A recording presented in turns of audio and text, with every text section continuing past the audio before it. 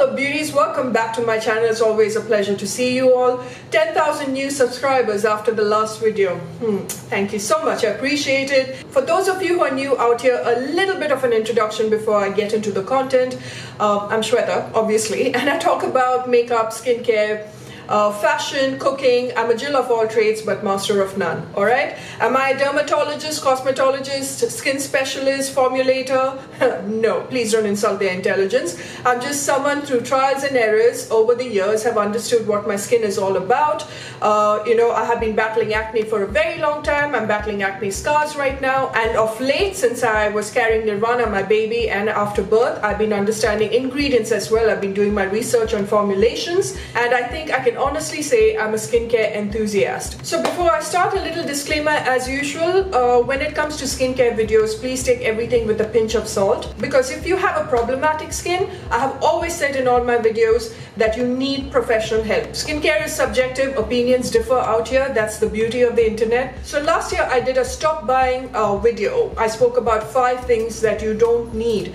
A trend that was started by Whitney Hendrick, I think in India, probably. I think I was the only one that started this, and now it has become a huge trend. I'm really happy because everyone has understood about consumerism. Everyone has understood about certain things that is not good for you. So attaching that last video to this is kind of like a part 2. Now I know these ideas are not going to go very well down many brands' throats as usual, like my last video where I spoke about licensing, but I feel that it is my responsibility to talk about what's in my head and in my heart, so that you can shop and support using your own discretion. Alright, let me do the usual with all my videos, cut to the chase, get straight to the point. The first topic that I want to bring of not to buy, not to promote, is the Glow face mask. Okay, this one is from Nykaa, Go for Glow, and I know the brand that started this whole trend of shiny glittery mask was Glam Glow. But over the years of trying a shiny metallic face mask, I've understood that it does absolutely nothing for the skin. In fact, the ingredients that creates that little bit of that metallic shine,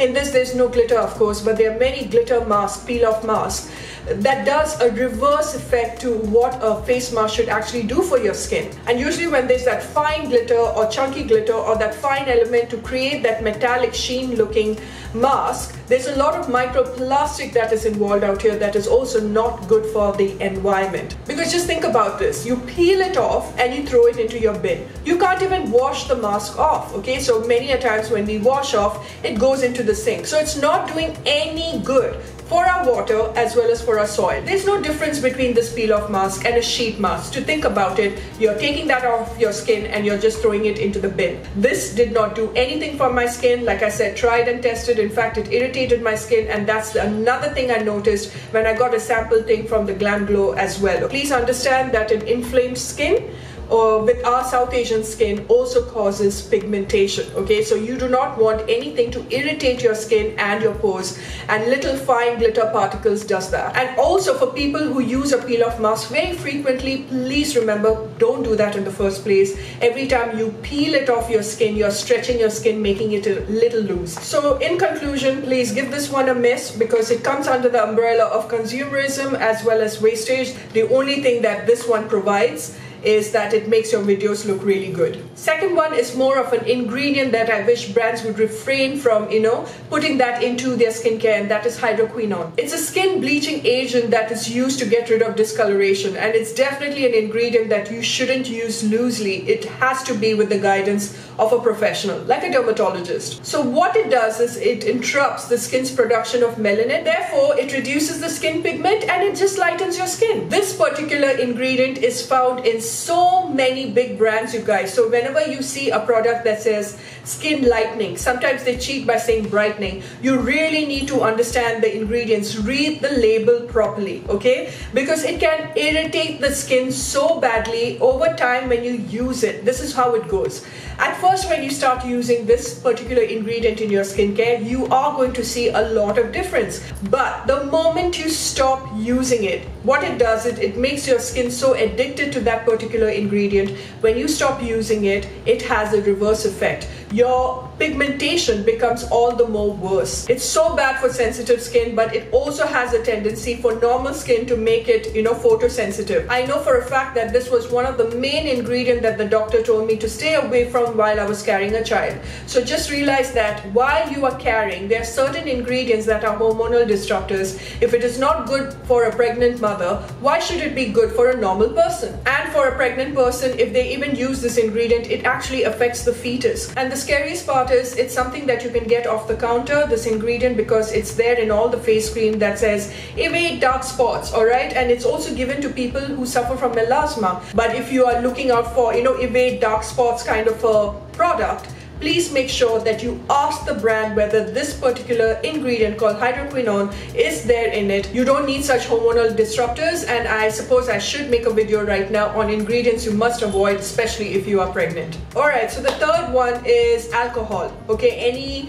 skincare products that has got alcohol, especially toners with alcohol, I just wish that brands would stop formulating them. So from what I've understood is there are good alcohol and bad alcohol. The good alcohol, well, it's the fatty alcohol because of it being an emollient, but methanol, SD alcohol, benzyl alcohol, those are extremely harsh for the skin because it can dry up your skin basically and causing a lot of that itchiness and redness and making your skin even scaly. So what alcohol really does is that by breaking the skin's barrier, it actually destroys the substance that protects your skin overall in the long run.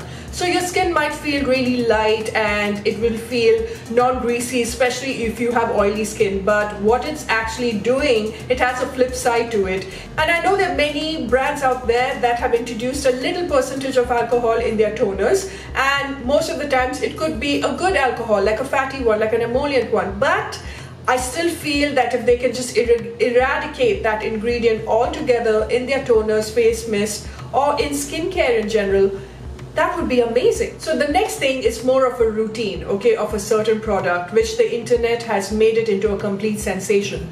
I'm talking about the AHA BHA peeling solution. Is it something that I really like? Yes, I do. But if you use it the right way, you would see the benefits of it. But what I've seen brands do, and what I've seen the influencer community do, is oversell the usage of AHA BHA. I feel that a very young skin, and I'm talking about in their early 20s, do not need a peeling solution. It's quite harsh, it's quite strong. But even if at all you really want to use, because it's the most powerful exfoliator out there, okay? And I know that there are many YouTubers from the West that use it every week. Even though skincare is subjective, South Asian skincare has to be done right, you guys. We are very different from our Western counterpart. Our melanin production itself is very different from our Western counterpart for obvious reasons. We really cannot play with certain skincare ritual and skincare products because we pigment very badly more than our Western counterpart. So you must have noticed this. I know I have. When I've cut myself, when I popped a pimple, the moment the bruise heals, it does leave a mark behind, and it takes a long time for that brown mark, that slightly dark mark to completely go away from my skin. Not every skin requires it, and we Indians anyway suffer from post-inflammatory pigmentation. So we have to tread very carefully when it comes to a peeling solution because it can actually cause a lot of burns, and the internet and brands altogether should educate their viewers, their audience on how to use a peeling solution properly. I just feel that it's because they know that people are not using it correctly. Imagine using acids on top of a peeling solution like salicylic or glycolic or even vitamin C, azelaic acid. I've also seen some people, use a derma roller after using a peeling solution. I mean, that's the worst thing you can do to your skin. You're actually bruising the skin barrier, you're destroying the skin. So I've seen a lot of things from the internet, and I've also seen brands not correcting those particular bloggers while they're doing it. It looks fabulous for views, you guys, but not everything should be done for the views. There has to be a logic behind a skincare routine and a skincare product. Alright, so the fifth one I want brands to do, and I want people to stop buying, is chemical sunscreen. Okay, I want brands to start formulating a lot more physical sunscreen. I know that physical sunscreen is not everyone's favorite only because of the white cast it leaves on your skin.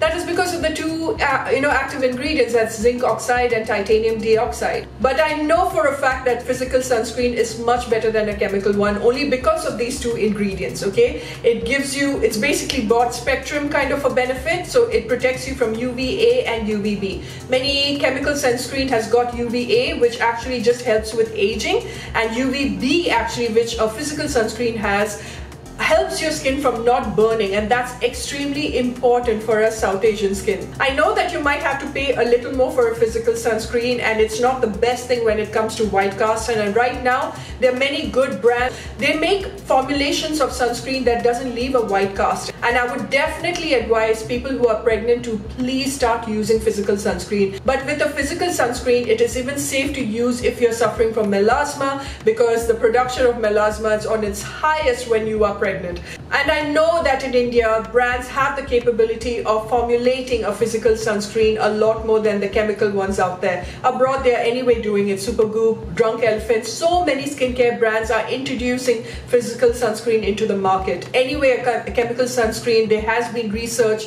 and studies shown that it is not good because of certain ingredients like oxybenzone. And it's a debatable one, definitely. But I would still say that if something is good, because this is another thing that they ask a pregnant women to start using and refrain from using chemical sunscreen, so it should make you think that what's good for a pregnant person should be good for a normal person overall. Okay, so the next one is basically I want brands to stop doing is combining niacinamide and vitamin C together.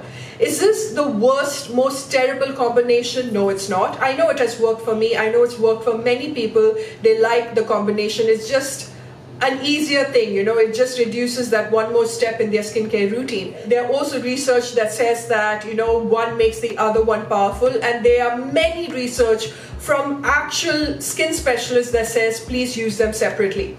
It's worked for me, like I said. That's also because I don't have super sensitive skin.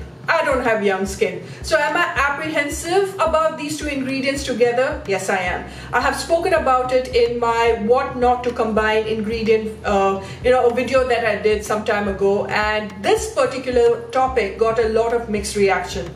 Now, I come from an old school of thought that prefers my vitamin C separately and niacinamide separately. I'm also irritated that many brands actually hide this particular ingredient in their skincare product. It's only when you go behind and you read the key ingredient list, you will see right at the end niacinamide written out there. Now, niacinamide as an ingredient is fantastic. I have mentioned this time and again. It is as important as a vitamin C. I just feel that these two ingredients, when used separately, does a lot more wonders to your skin, you guys. There are derivatives of vitamin C, stable, unstable, like L-ascorbic acid 100% is a direct vitamin C. So when you understand formulations of vitamin C and the formulations of niacinamide, I am very, I'm not sure whether there's a lot of brands out there that are playing with these two ingredients, whether they understand that. I wouldn't trust every brand when it comes to formulation of a vitamin C and niacinamide together.